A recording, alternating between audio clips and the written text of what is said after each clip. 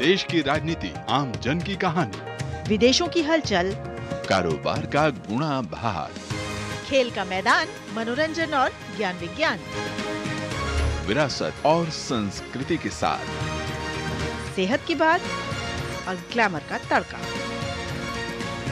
सोमवार से शुक्रवार सुबह 8 से 9 बजे सुकून से भरा।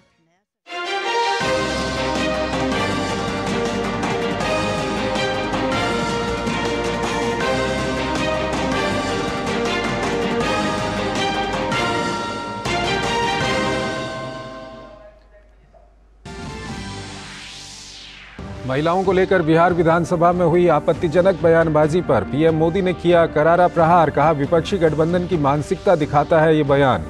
मध्य प्रदेश के गुना में जनसभा को संबोधित करते हुए बिना नाम लिए नीतीश पर साधा निशाना।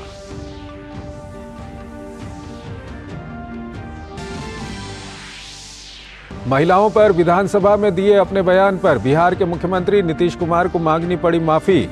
राष्ट्रीय महिला आयोग ने भी विधानसभा अध्यक्ष से कार्रवाई करने को कहा। मुजफ्फरपुर में नीतीश कुमार के खिलाफ मामला दर्ज।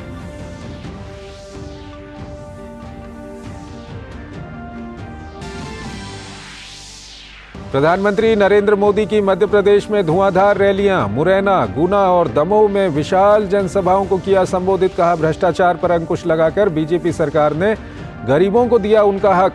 डबल इंजन सरकार के काम को सराहा।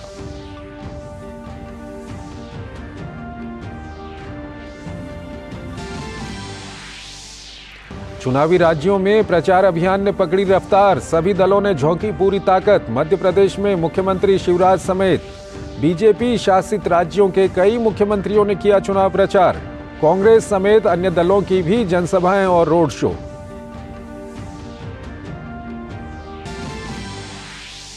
जैविक खेती को बढ़ावा देने की दिशा में सरकार ने उठाया बड़ा कदम। केंद्रीय सहकारिता मंत्री अमित शाह ने नवगठित NCOL के भारत ऑर्गेनिक्स ब्रांड को किया लॉन्च।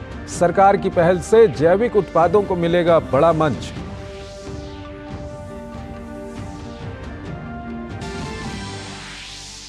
उच्चतम न्यायालय के बाद अब NGT ने भी पंजाब सरकार को लगाई कड़ी फटकार। पराली को माना प्रदूषण की सबसे बड़ी वजह। दमघोंटू हवा की वजह से दिल्ली के स्कूलों में 9 से 18 नवंबर तक शीतकालीन अवकाश की घोषणा।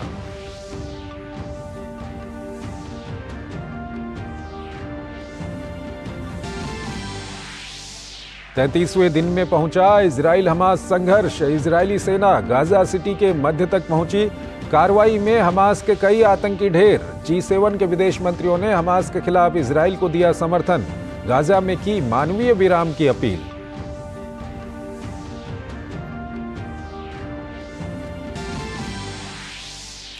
और खेल की खबरों में भारतीय टीम के युवा सलामी बल्लेबाज शुभमन गिल ICC की ताजा जारी वनडे रैंकिंग में बने नंबर 1 बल्लेबाज। पाकिस्तान के कप्तान बाबर आजम को छोड़ा पीछे। वहीं गेंदबाजी में मोहम्मद सिराज नंबर 1।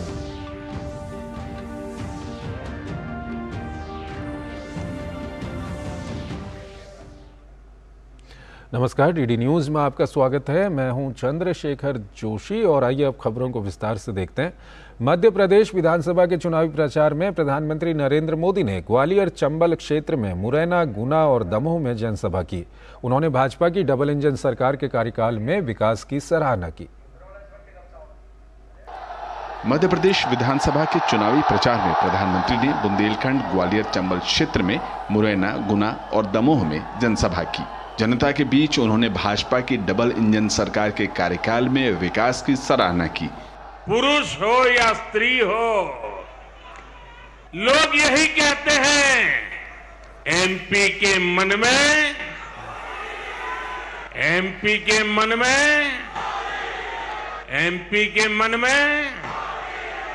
और मोदी के मन में और मोदी के मन में। मुरैना की रैली में उन्होंने लोगों को आगाह किया कि अगर कांग्रेस दोबारा से सत्ता में आएगी तो विकास कार्य ठप हो जाएंगे। भाजपा तेज विकास की गारंटी है।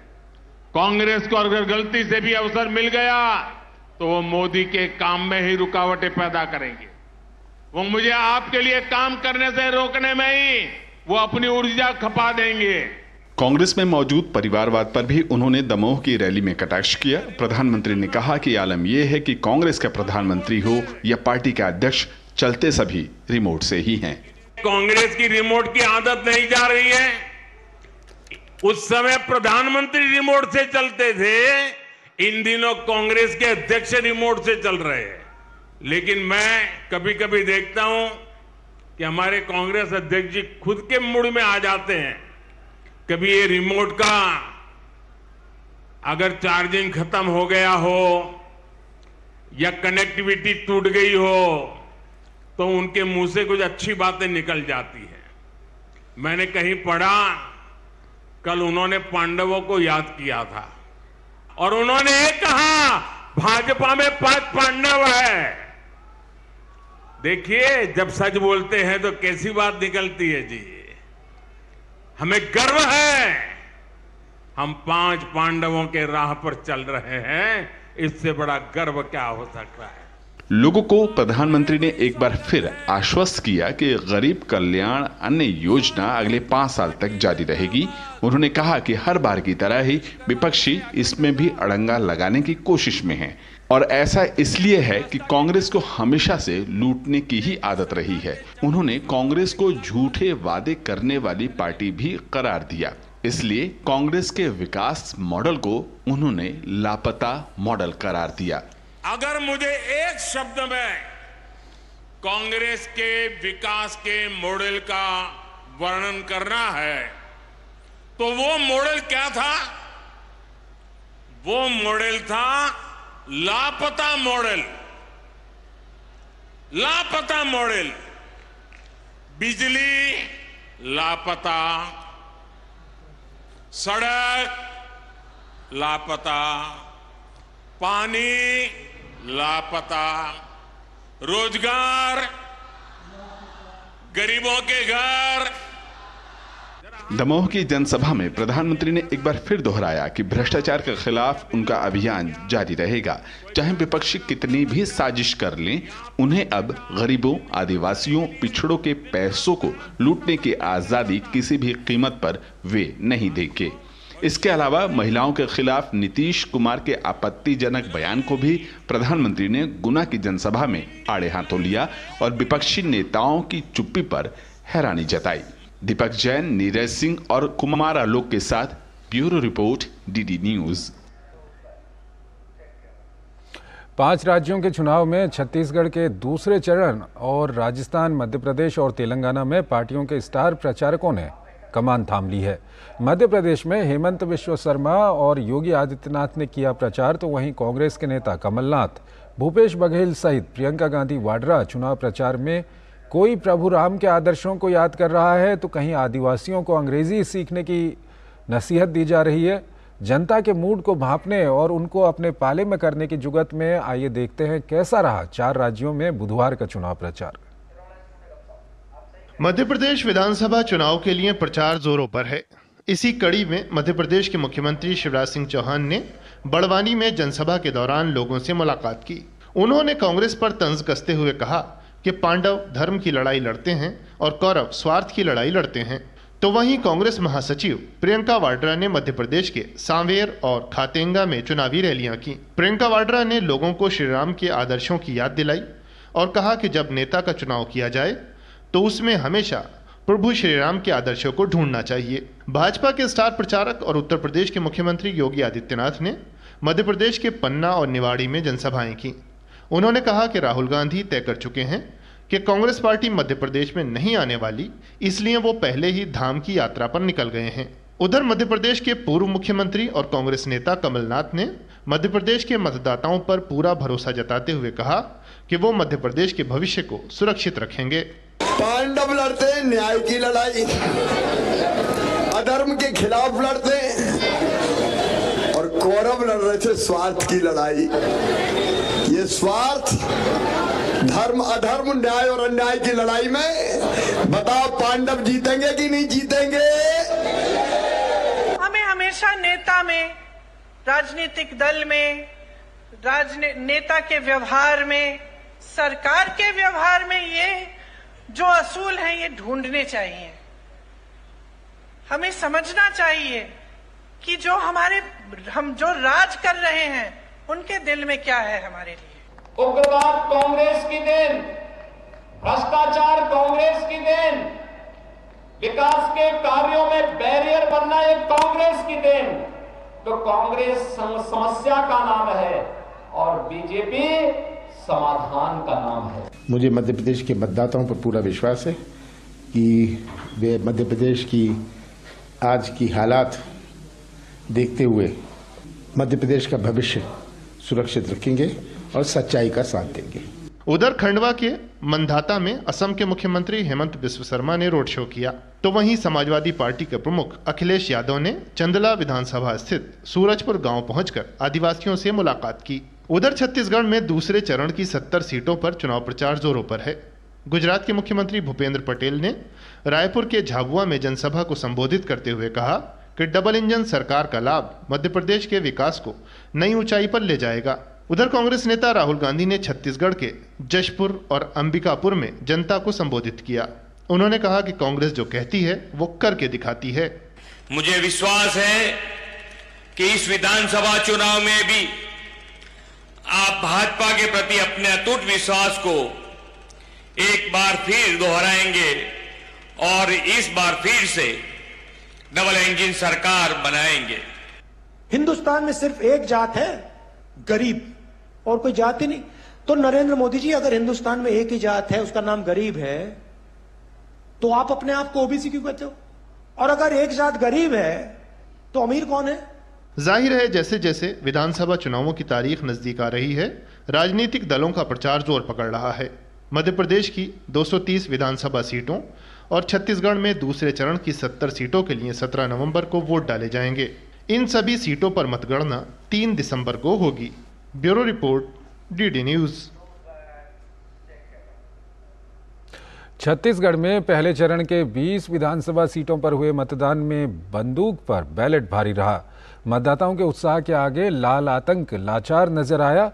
नक्सल प्रभावित बस्तर संभाग की 12 सीटों पर रिकॉर्ड मतदान में लोकतंत्र की जीत हुई है। देखते हैं हमारे सहयोगी धीरज कुमार की इस खास रिपोर्ट में।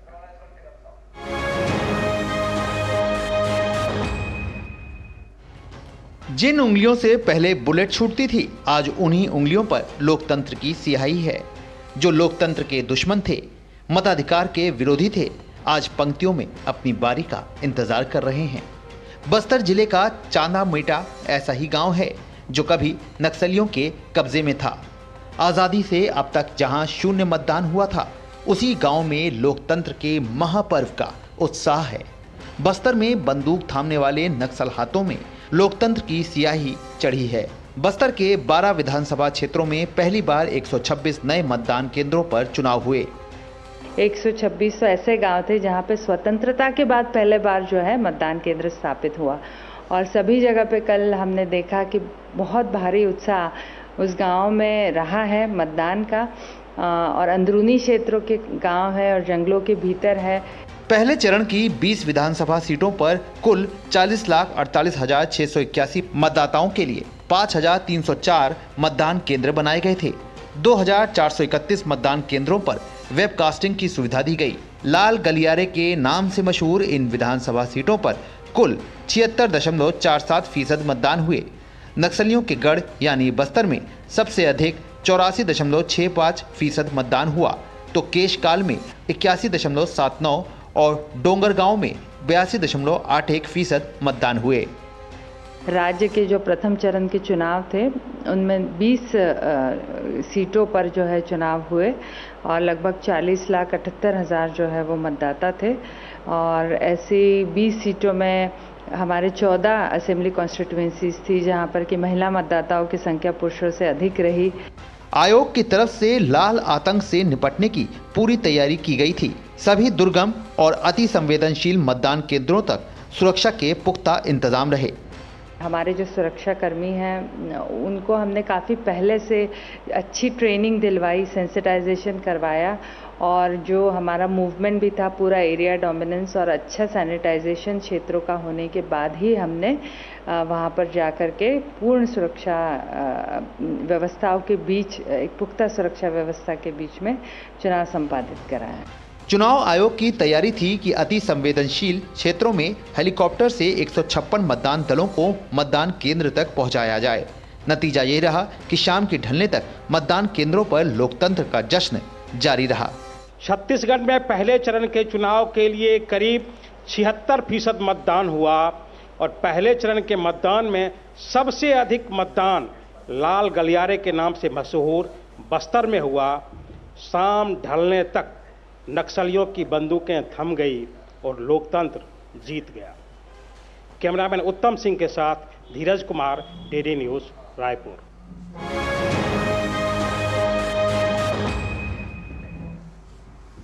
प्रधानमंत्री नरेंद्र मोदी ने बीजेपी के दिग्गज नेता लालकृष्ण आडवाणी के आवास पर जाकर उनके जन्मदिन पर बधाई दी है। इस अवसर पर प्रधानमंत्री नरेंद्र मोदी और कई वरिष्ठ नेताओं ने आडवाणी को बधाई देते हुए कहा कि वो ईमानदारी और प्रतिबद्धता के प्रतीक हैं और उनके दूरदर्शी नेतृत्व ने राष्ट्रीय प्रगति और एकता में अहम योगदान दिया है।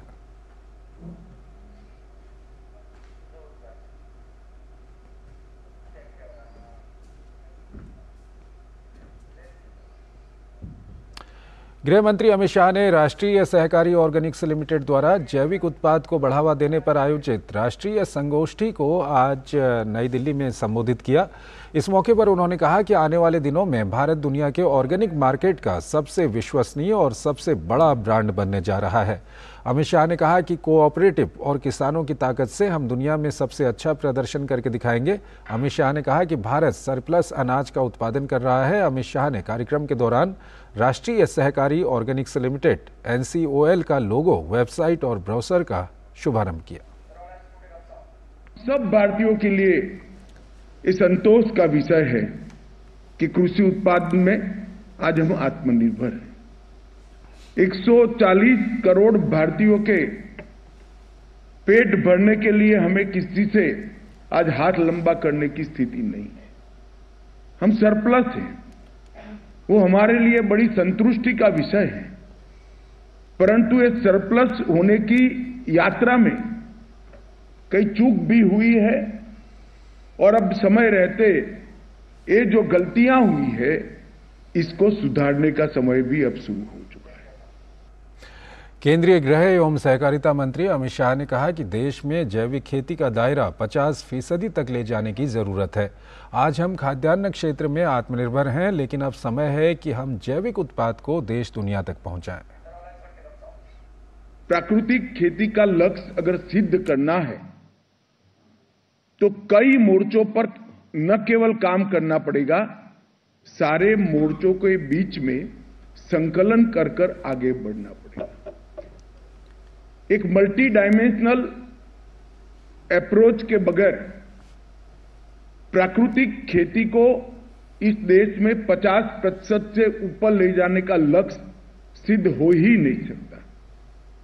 और मैं मानता हूं कि हमने इस लक्ष्य के लिए आज यहां पर जो 3 काम हुए हैं वो तीनों काम वो लक्ष्य की सिद्धि के लिए बहुत महत्वपूर्ण है। केंद्रीय वाणिज्य और उद्योग मंत्री पीयूष गोयल ने व्यापार करने में आसानी पर DPIIT CII राष्ट्रीय सम्मेलन में बोलते हुए इस बात पर जोर दिया कि भारत अपनी ऐतिहासिक चुनौतियों से आगे निकल गया है और अब इसे एक आशाजनक वैश्विक इकाई के रूप में देखा जाता है। उन्होंने कहा कि नवाचार का उपयोग करके, गुणवत्ता सुनिश्चित करके और देश की प्रचुर प्रतिभा का लाभ उठाकर भारत की विकास क्षमता असीमित है। दिल्ली से हमारे संवाददाता तापस भट्टाचार्य की इस रिपोर्ट में और अधिक। आत्मनिर्भर भारत की तरफ बढ़ते हुए भारत ने ईज ऑफ डूइंग बिजनेस में अभूतपूर्व प्रगति हासिल की है।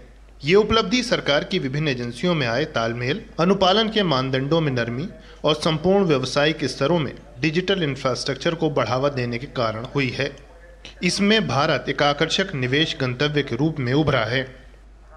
This is a decisive government led by a decisive leader and somebody who wants each of us to become a facilitator and your friend in need. He wants each of us to be hand in hand, shoulder to shoulder with each of you in your contribution to nation building. National single window system national industrial land bank, प्रधानमंत्री गति शक्ति योजना एवं नियामक बोझ में कमी जैसे सरकार के महत्वपूर्ण पहलों से निवेशकों का आत्मविश्वास बढ़ा है। विश्व बैंक की ईज ऑफ डूइंग बिजनेस की 2020 की रिपोर्ट में भारत 190 अर्थव्यवस्थाओं में से 79 स्थान चढ़कर 63वें स्थान पर पहुंच गया, जो भारत की उल्लेखनीय प्रगति को दर्शाता है। We have already reduced 39,000 plus compliances. Some have been eliminated, some have been made easier. We draw up a simple portal where we monitor the status of approvals of industry projects also. Businesses who are wanting to start. It could be an importer, exporter, it could be a person who's investing in industry, manufacturing, trading, any business. We can open it up for everybody so that Indian investors are also encouraged. Ease of doing business में भारत की उल्लेखनीय प्रगति भारत के आर्थिक विकास और आत्मनिर्भरता के प्रति उसकी प्रतिबद्धता को दर्शाता है। इससे भारत ने वाणिज्य और उद्योग के लिए एक आकर्षक केंद्र के रूप में वैश्विक मंच पर अपनी जगह और मजबूत कर ली है। तापस भट्टाचार्य की report, DD news.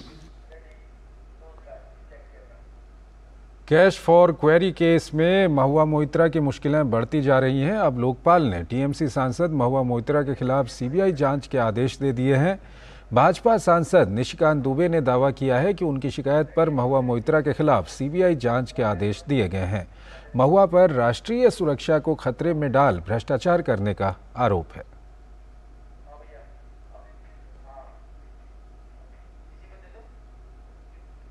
Nishikant Dubey ने सोशल मीडिया प्लेटफॉर्म एक्स पर पोस्ट कर कहा, लोकपाल ने आज मेरे कंप्लेन पर आरोपी सांसद महुआ जी के राष्ट्रीय सुरक्षा को गिरवी रखकर भ्रष्टाचार करने पर सीबीआई जांच का आदेश दिया।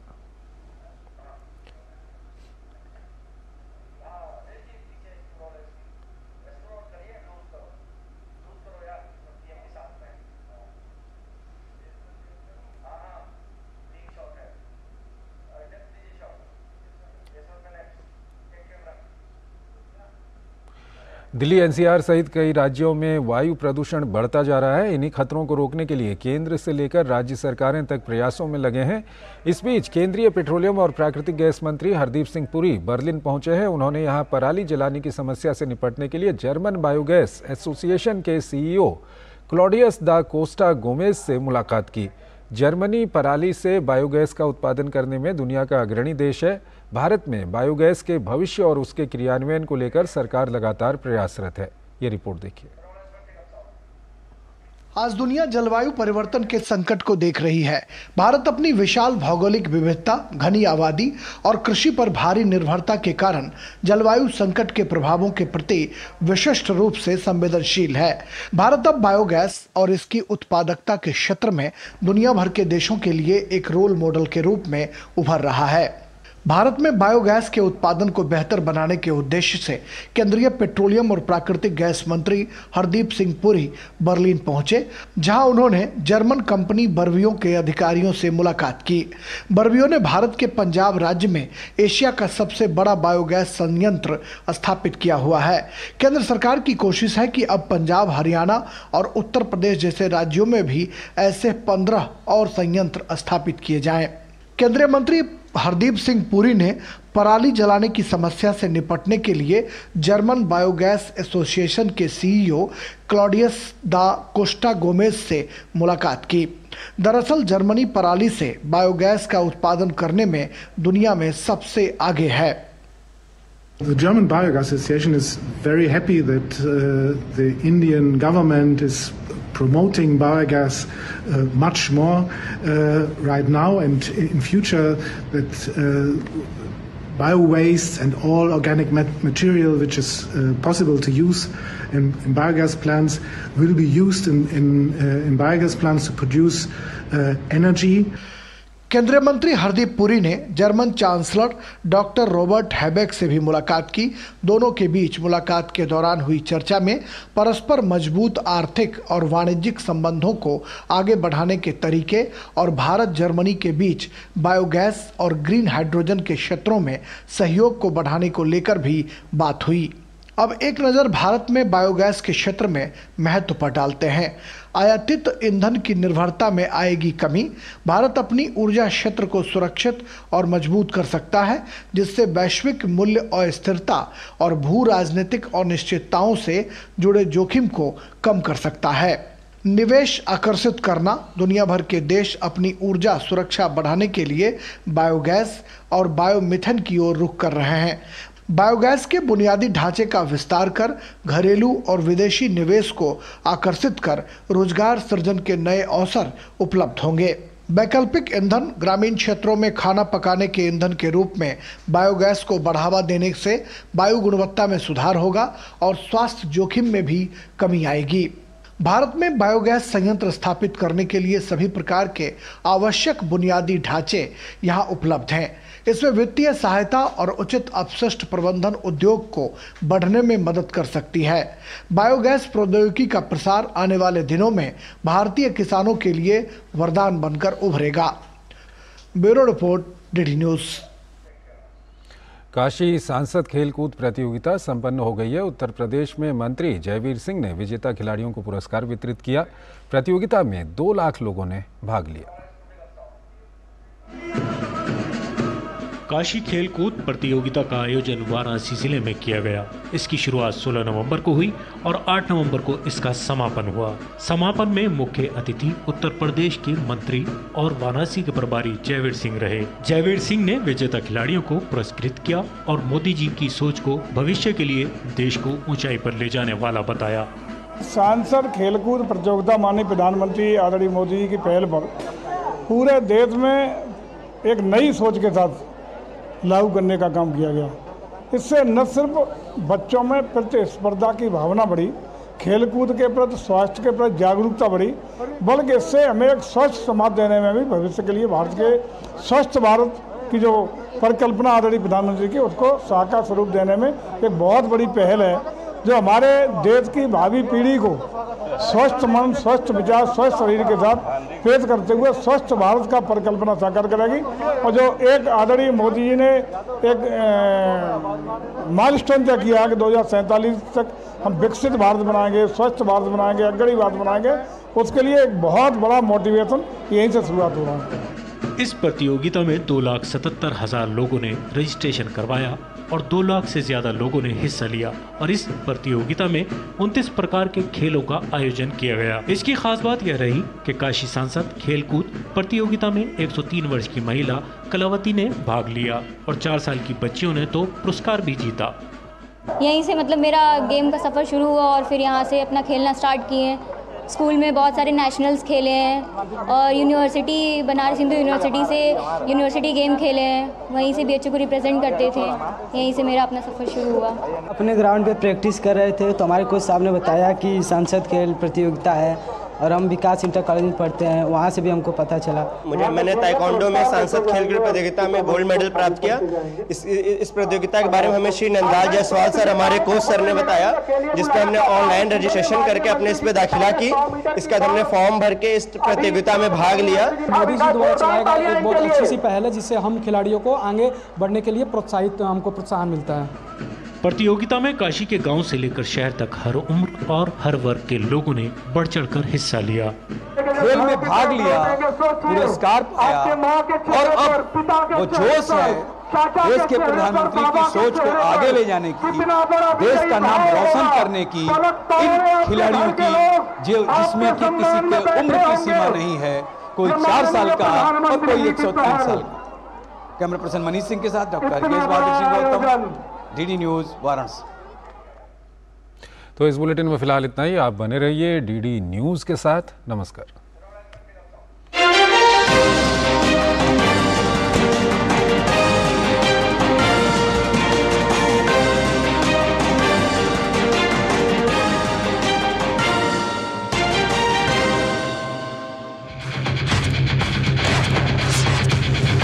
खबर आ रही है। ब्रेकिंग न्यूज की रेस से हटकर हम लेकर आते हैं आपके लिए सार्थक, सकारात्मक और प्रेरणादायी खबरें। खबरें सिर्फ हाथ से नहीं होते, खबरें अच्छी भी होती हैं जो देती हैं हौसला, बढ़ाती हैं आत्मविश्वास। मुश्किल वक्त में भी जब लोगों ने दिखाया कुछ कर गुजरने का जज्बा, हम लेकर आते हैं अपने इस खास कार्यक्रम में आम लोगों के जज्बे की कहानियाँ। देखिए मेरे साथ गुड न्यूज जज्बा इंडिया का।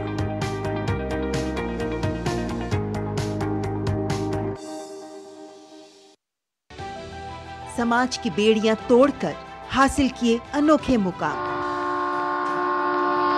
उज्जवल भविष्य के स्वप्न के साथ उन्मुक्त गगन में भरी उड़ान, बाधाओं के बंधन काटकर साबित की अपनी पहचान।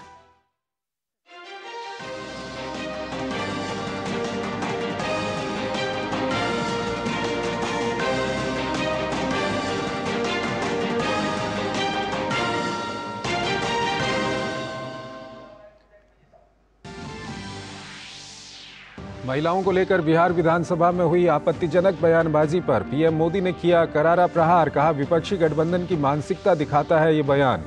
मध्य प्रदेश के गुना में जनसभा को संबोधित करते हुए बिना नाम लिए नीतीश पर साधा निशाना।